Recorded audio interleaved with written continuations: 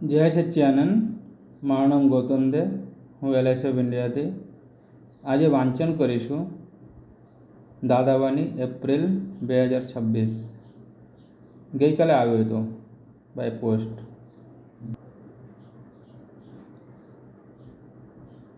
Heading: જીવનસાથીની પસંદગી બાબતે યુવાનોને સાચી સમજણ. સંપાદકીય: આધુનિક યુગમાં યુવાનોના જીવનનો એક મહત્વપૂર્ણ પડાવ છે લગ્ન અને તે માટે જીવનસાથીની પસંદગી, જેની સાથે સુખ, સામાજિક સ્વીકૃતિ અને જવાબદારીઓ જોડાયેલી છે. પરંતુ વર્તમાન યુગના યુવાનો માટે જીવનસાથીની પસંદગી એક જટિલ પ્રશ્ન છે. શાદી કરવી સારી કે ના કરવી સારી? જો શાદી કરવી તો પાત્રની પસંદગી કેવી રીતે કરવી? આવા અનેક દ્વંદ્વો યુવા માણસને ઘેરી વળે છે.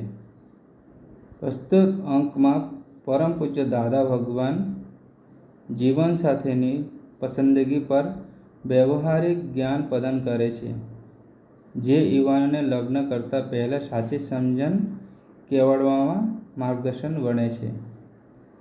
દાદાશ્રી સ્પષ્ટપણે જણાવે છે કે લગ્ન મોટો ભાગે ફરજિયાત છે. એ તો કુદરતનો નિયમ છે, કારણ કે તે પૂર્વભાવનો હિસાબ છે જે ચૂકતે કરવો જ પડે છે. એમાં કોઈ છૂટકો નથી. ઘણા પૂછે છે કે જીવનસાથીની પસંદગી વખતે જન્માક્ષર મેળવવા જરૂરી કે નહીં? ત્યારે દાદાશ્રી કહેતા કે કોઈને જન્માક્ષર જોતા જ નથી આવડતાને માટે ના માનતા હો તો એમાં પડશો નહીં.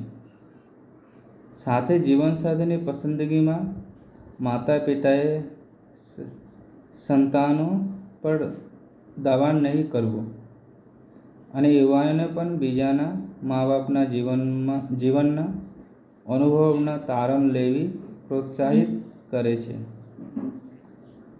જીવનસાથીની પસંદગીમાં યુવાનો ઘણીવાર બાહ્ય દેખાવ કે ભૌતિક સુખ સગવડને